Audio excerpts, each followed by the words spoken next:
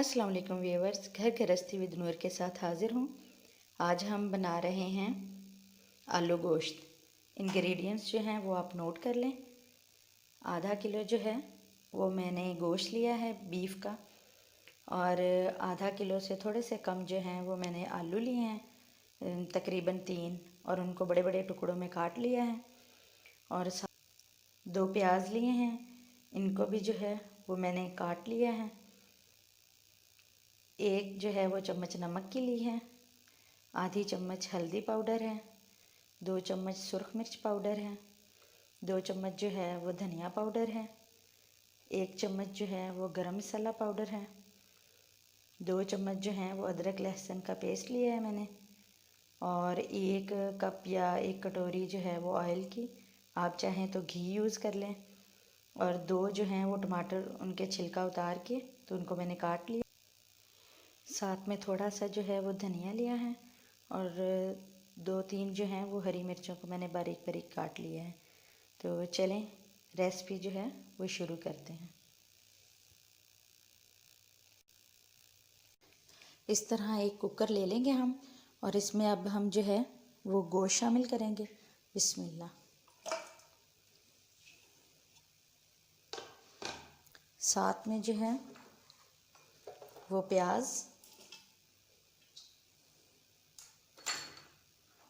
टमाटर,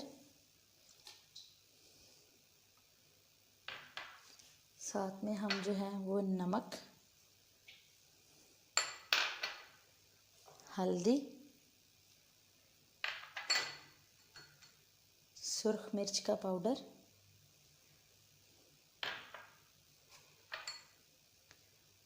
और जो है वो हमने जो सूखा धनिया लिया था वो भी डाल देंगे।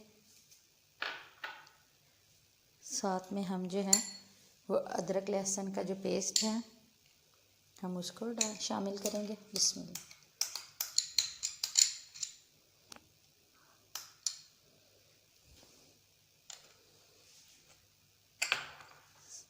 और 1 गिलास जो है वो पानी का शामिल करके तो हम जो है वो इसको पहली सीटी आने के बाद 10 से 15 मिनट जो है इसको हम जो है वो गला लेंगे।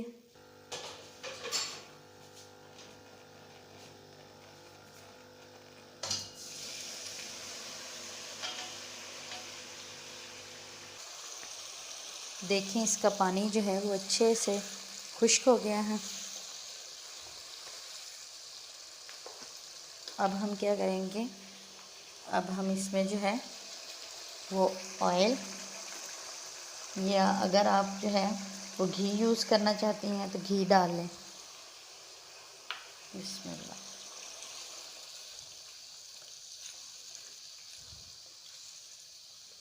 जब भी जो है वो थोड़ी सी ग्रेवी वाला या शोरबे वाला सालन बनाते हैं तो उसमें थोड़ी सी जो है वो घी और ऑयल की मिकदार ज़्यादा रखते हैं, और इसमें वैसे भी आलू जाएंगे तो आलू जो हैं वो बहुत सारा घी और ऑयल चूस लेते हैं,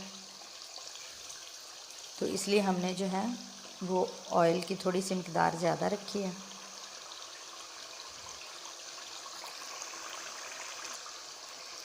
इसके भूनने के दौरान जो है अब हम इसमें जो है वो हरी मिर्च भी डालेंगे इसमें।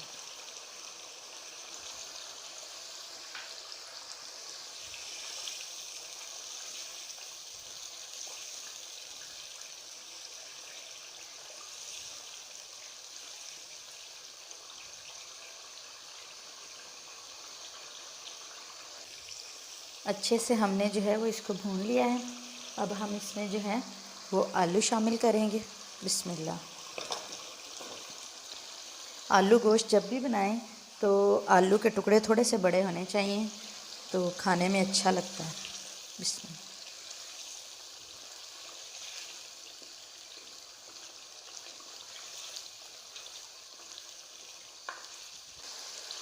आलू शामिल करने के बाद जो है वो अच्छे से भूनना है, क्योंकि जो जितना हम जो है वो आलू को भूनेंगे, इसको हल्का हल्का सा छींटा लगा के 1-2 बार, तो वो हमने बिल्कुल हल्का सा छींटा लगा के तो 1-2 बार भूनना है। तो उससे क्या है, ये बहुत अच्छा सा टेस्ट आएगा इसका, ग्रेवी जो है वो भी बहुत अच्छी सी बनेगी।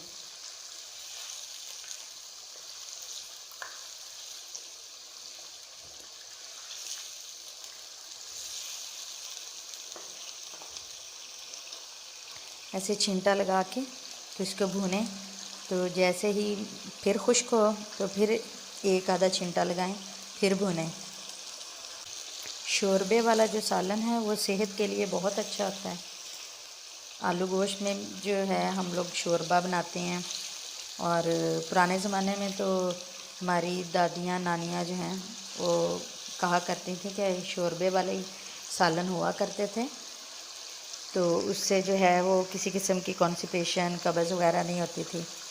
तो आजकल क्योंकि हम लोग जो है वो बहुत सारा भून के खाने के आदी हो गए हैं, खुश्क सालन के आदी हो गए हैं, तो इस वजह से भी बहुत सारी बीमारियां हो रही हैं, ख़ास तौर पे जो कब्ज़ की बीमारी है। ये देखें, फिर दोबारा एक हल्का सा छींटा लगाएंगे और फिर इसको भूनेंगे। देखें टेक्सचर भी जो है वो कितना अच्छा आ रहा है।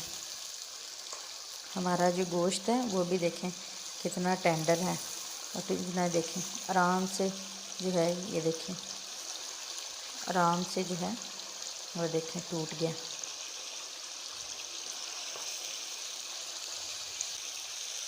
जी, अब इसकी जो है वो भुनाई मुकम्मल हो गई है। अब जो है हम इसमें ग्रेवी या शोरबे के लिए पानी डालेंगे। बिस्मिल्लाह।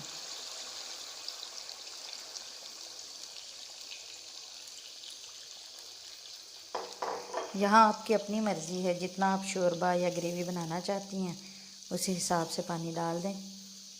तो ये मैंने थोड़ा सा ज़्यादा डाला क्योंकि अभी हमारे आलू कच्चे हैं तो इनको भी गलना है। अब जो है हम इसको कवर करके छोड़ देंगे पकने के लिए।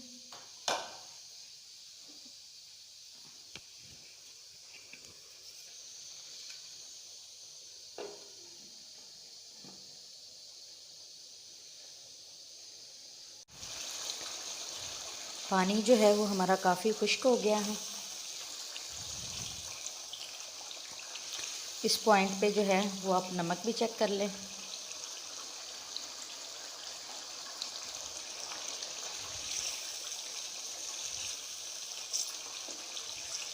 अब जो है वो हम गरम मसाला डालेंगे। इससे गरम मसाला,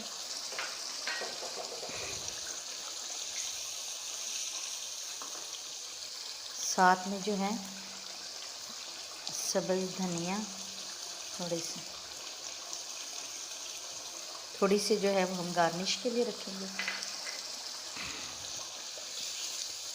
देखिए कितना प्यारा सा जो है वो कलर भी आया है ना, और ये देखें ग्रेवी, देखें कितनी अच्छी ग्रेवी बनी है इसकी। जो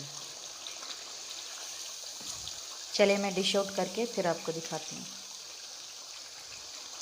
चूल्हा जो है वो अब मैं बंद कर देती हूँ। यहाँ पे आपको जितनी भी ग्रेवी चाहिए, अगर आपको ज़्यादा चाहिए तो आप थोड़ी देर पहले चूल्हा बंद कर दें, कम चाहिए तो थोड़ा सा इसको और खुश कर लें। मज़ेदार सा जो है वो हमारा आलू गोश्त तैयार हो गया है। इस पे थोड़ा सा जो है वो हम सब्ज़ धनिया जो है उससे इसकी गार्निश कर लेते हैं।